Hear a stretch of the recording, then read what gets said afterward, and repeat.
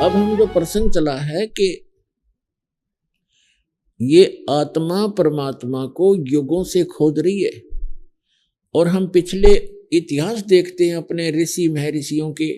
उन्होंने हजारों हजारों वर्ष तपस्याएं की, साधनाएं की, अनुष्ठान किए कि भगवान मिले, कल्याण हो।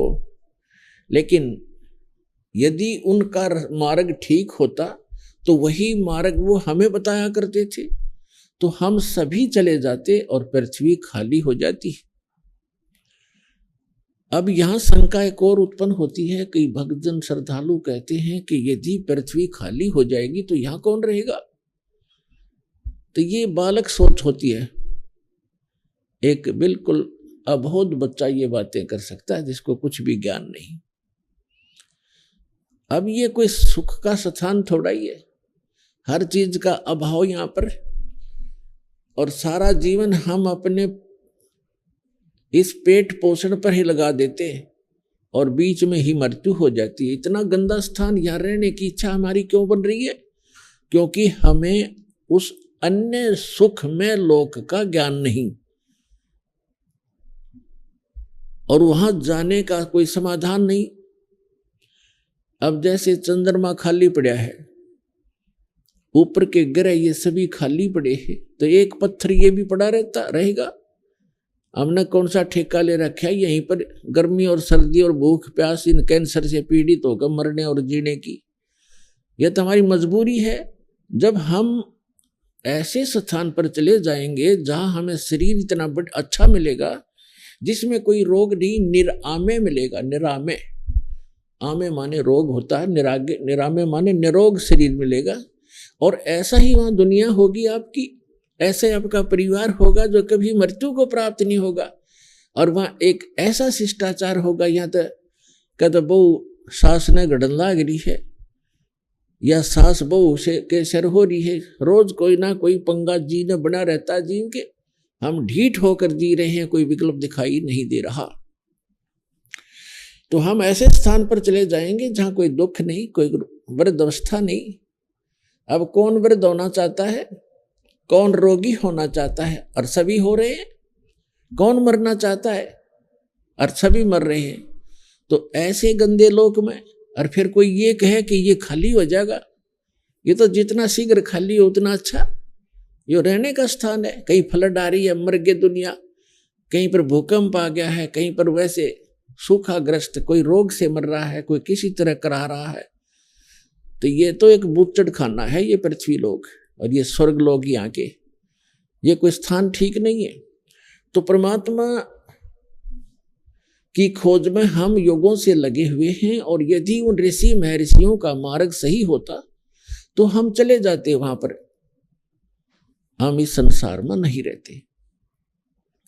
इसका कारण यही रहा कि हमारे सदग्रंथों का भी ज्ञान हमारे धर्मगुरुओं को नहीं था।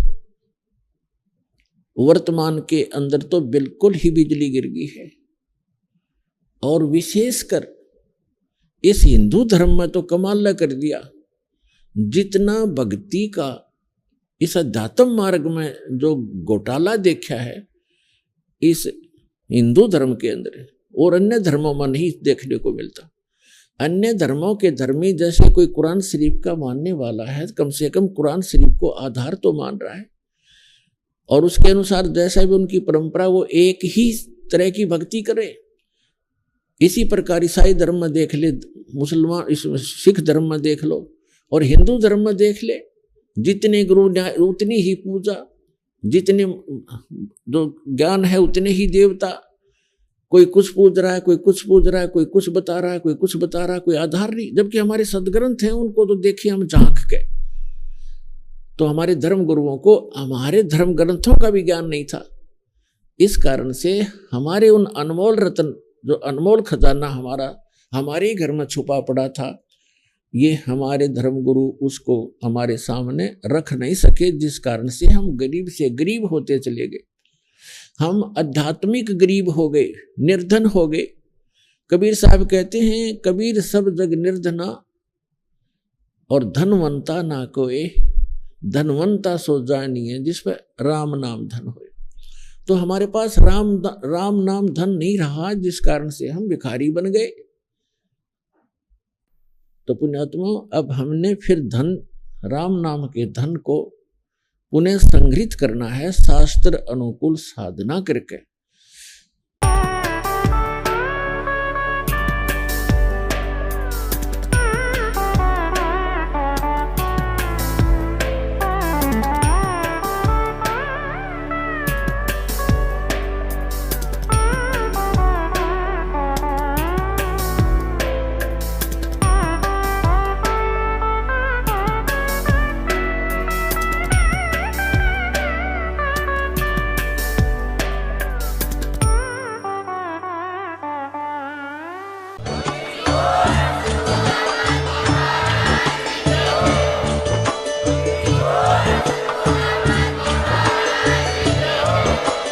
आप सुन रहे थे जगत गुरु तत्वदर्शी संत रामपाल जी महाराज जी के मंगल प्रवचन। अधिक जानकारी के लिए विजिट कीजिए हमारी वेबसाइट www.jagatgururampalji.org। संत रामपाल जी महाराज जी के शुभ आशीर्वाद से पूरे विश्व भर में 500 से भी ज्यादा नाम दीक्षा केंद्र हैं, जिन पर संत रामपाल जी महाराज जी द्वारा ऑनलाइन निशुल्क नाम दीक्षा दी जा रही है। अपने नजदीकी नाम दीक्षा केंद्र का पता करने के लिए संपर्क करें 8222880541।